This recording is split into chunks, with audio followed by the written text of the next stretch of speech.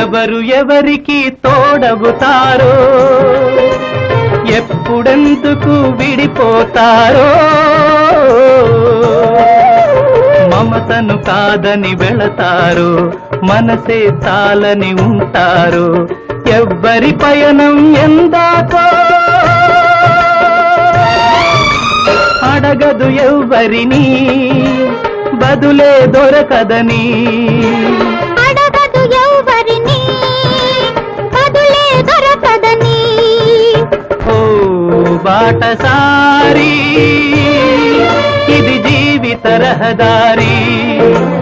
ఎంత దూరమో ఏది అంతమో ఎవరు ఎరుగని దారి ఇది ఒకరికి సొంతం కాదు ఇది ఓ బాటసారి ఇది జీవిత